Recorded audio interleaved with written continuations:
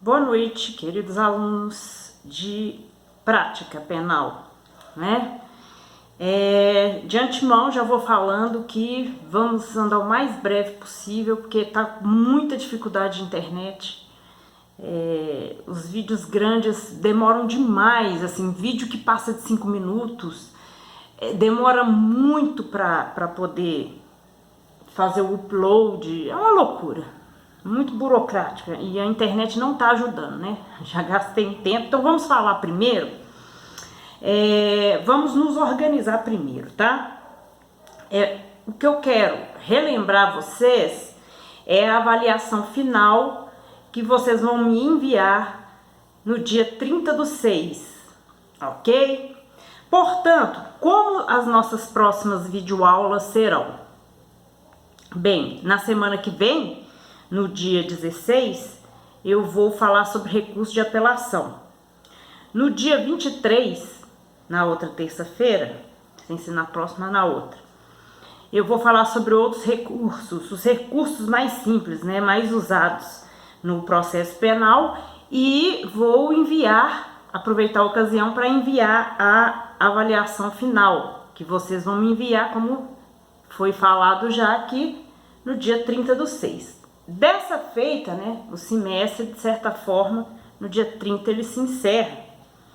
Tá, e no dia 30/6, vocês me enviando a avaliação final, eu vou fazer as últimas considerações e eu acho que, de certa forma, né, a gente já vai fechar mesmo o semestre. Tá, em termos de conteúdo, como eu já havia falado, é sobre o Tribunal do Júri, tá? Quais são as características processuais, práticas, né, teóricas aí também do Tribunal do Júri? Eu acho que vocês devem saber que, em primeiro lugar, o Tribunal do Júri só faz julgamento para aqueles crimes dolosos contra a vida. E o dolo não interessa se ele é eventual, direto, não interessa.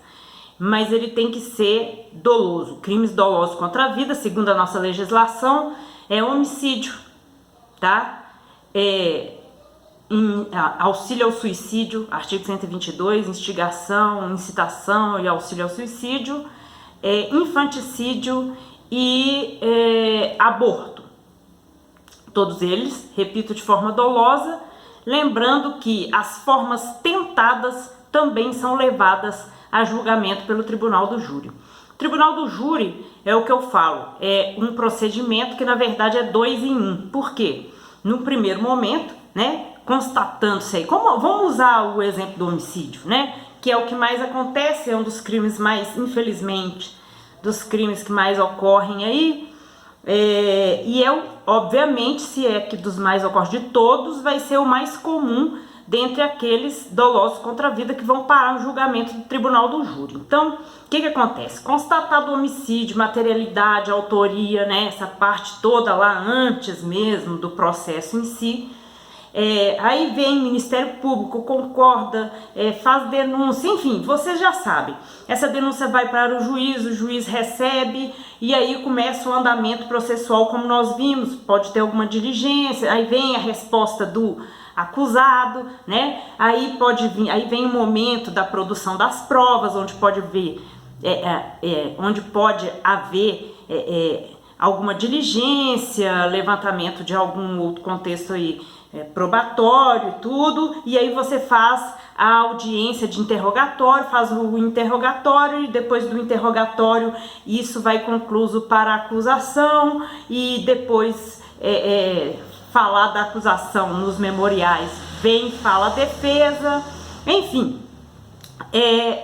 e daí vem a sentença. Só que essa sentença para crimes dolosos contra a vida, ela não é uma sentença de condenação e nem sentença de absolvição pura e simplesmente. Pode até acontecer absolvição se houver algum fator tipo excludente de ilicitude que estivesse muito em evidência naqueles autos, tá? Mas no caso aqui, considerando que tudo andou dentro do que foi pedido aí pelo Ministério Público e todo o devido processo legal sendo devidamente seguido, o que acontece aí? Quando vem essa sentença é para dizer se vai haver tribunal do júri ou não. Por quê? Para haver tribunal do júri, o réu ele tem que ser pronunciado. O que é pronunciado? É dizer o seguinte: olha, de fato ele praticou um homicídio doloso, né? Ou na forma tentada ou na forma consumada. De fato tem autoria, tem materialidade. Então agora nós vamos encaminhar para o procedimento do tribunal do júri. Mas pode também acontecer uma impronúncia ou até mesmo, como eu disse, uma absolvição por um fator muito elevado, tipo excludente de ilicitude muito em evidência. Mas pode haver também, por exemplo, para não se pronunciar esse réu e não ter tribunal do júri, porque o tribunal do júri é só quando há pronúncia, tá? Pode haver ali, por exemplo, uma desclassificação, né? O juiz virar e falar assim: olha, eu entendi através dos argumentos apresentados, das provas, etc e tal, que na verdade não foi um homicídio, mas sim uma lesão corporal seguida de morte, por exemplo. Aí não vai ter tribunal do júri, aí vai ser um julgamento singular e o juiz já pode mesmo julgar, né? Condenar, enfim.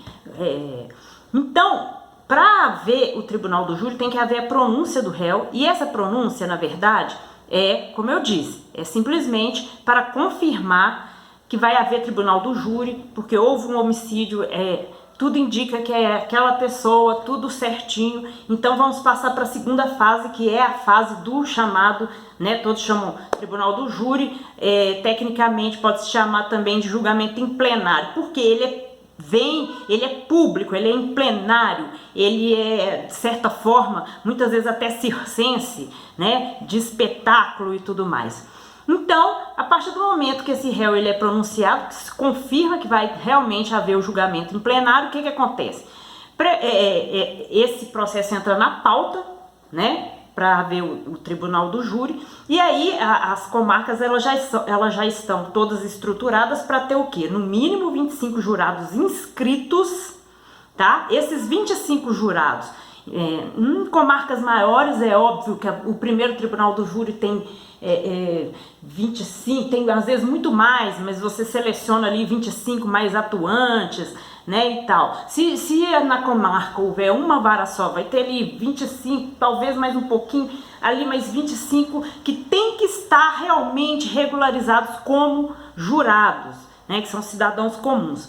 Esses jurados, no procedimento do tribunal do júri, eles são os 25 jurados são convocados.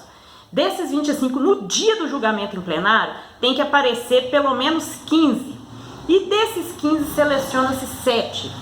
Lembrando que tanto a defesa quanto a acusação podem recusar 3 jurados imotivadamente. Então, de certa forma, você vai observando ali, tanto a defesa quanto a acusação, vai deixando o corpo do júri mais ou menos formulado de acordo com a sua experiência, sua intuição, ou seja lá qual for o outro critério, ou você não pode negar ninguém. Na prática era muito comum que viesse algum jurado e falar: eu preciso trabalhar, eu preciso fazer outra coisa, por favor me dispensa. Como é imotivado, você não precisa motivar, então você simplesmente dispensava a pessoa, né? Dentro daquelas limitações que você tem, como eu disse, 3 negativas injustificadas, tá? Para cada lado. Depois, feito isso, já selecionados 7 jurados, aí vai acontecer o tribunal do júri. Como?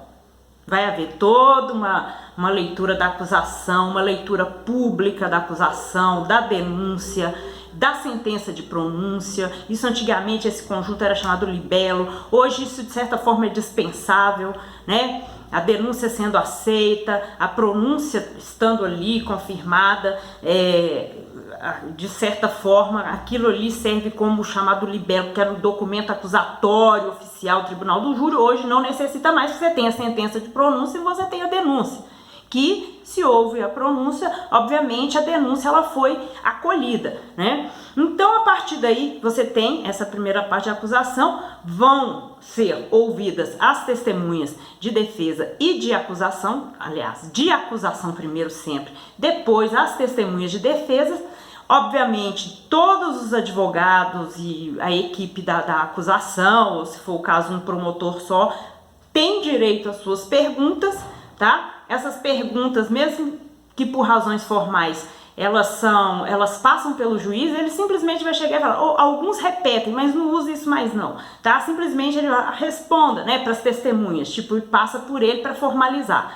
E feito todo o interrogatório, em alguns júris, bem na prática, dispensa-se esse interrogatório, porque a instrução para chegar à sentença de pronúncia, ela foi muito bem feita, ela foi muito clara, não há muito mais o que falar, o que se discutir, a não ser que apareça algum fato novo, alguma coisa assim.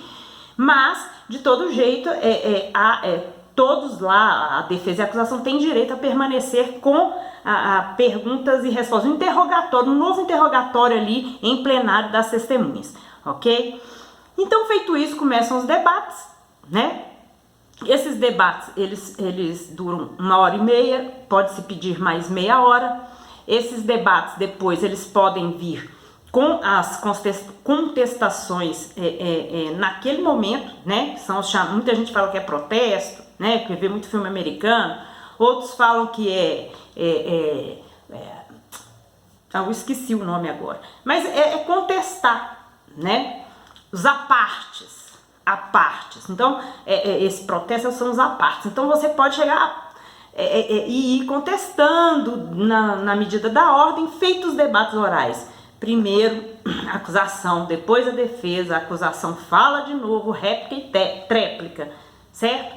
Feito isso, o júri vai se recolher, eles são incomunicáveis, eles vão se recolher e vai haver a votação. A votação dos quesitos, ela é que é determinante, o juiz só vai organizar a sentença e calcular a pena de acordo com o que foi votado pelos jurados, né? Então, a primeira pergunta sempre é: o fulano deve ser absolvido? Às vezes você tem aí concurso de pessoas, então, fulano deve ser absolvido? E o ciclano? Cada hora um, né?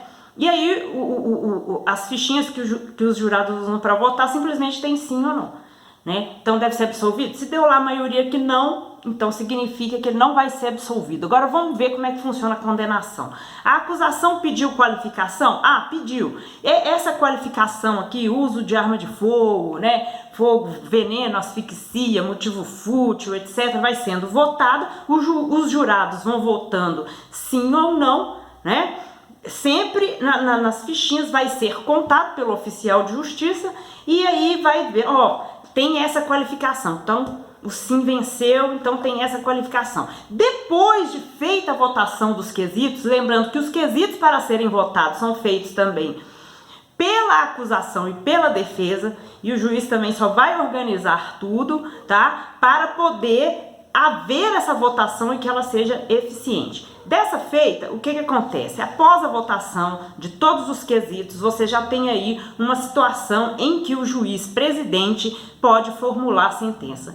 Ele daí formula a sentença, condenatória ou absolutória, ou desclassifica, porque pode haver desclassificação também durante a sessão plenária do Tribunal do Júri, e dessa feita, formulada, organizada a sentença, essa sentença é lida publicamente na presença do réu ou dos réus, e dessa feita acaba aí, pelo menos a parte do... Por que eu falo que acaba aí? Porque, segundo a Constituição e a nossa legislação geral, as sentenças do Tribunal do Júri, elas são vereditos, e os vereditos são soberanos. Então, você não, por um acaso a defesa ou a acusação quiser recorrer ao Tribunal de Justiça, não há mais falar no mérito de absolvição ou, absolvição ou desclassificação, ou foi absolvido, eu sou da acusação e quero que condene. Isso não vai caber mais. Só vai caber, no caso de anulação de júri, em dois casos, que é a decisão do júri notadamente contrária às provas dos autos, notadamente contrária às provas dos autos, ou algum fato novo que tenha surgido do nada e aconteceu assim, Então, o que vai se discutir no caso de uma pretensa apelação não é discutir a absolvição ou condenação em si, porque os vereditos do Tribunal do Júri são soberanos, isso está na Constituição. Então, o que vai se discutir é decotar a qualificadora, incluir alguma diminuição, incluir algo que atenue uma substituição, contestar o cálculo de pena. Então, é por aí, não é mais numérico, tá? O vídeo já tá enorme, não sei quando que vai poder, né, ser enviado para vocês. Lembrando que na aula que vem vamos falar sobre recurso de apelação e na outra aula nós já vamos tratar dos outros recursos mais comuns e falar também da avaliação final que já vai ser apresentada para vocês no dia 23. Então, por hoje é só, já tá enorme e corta.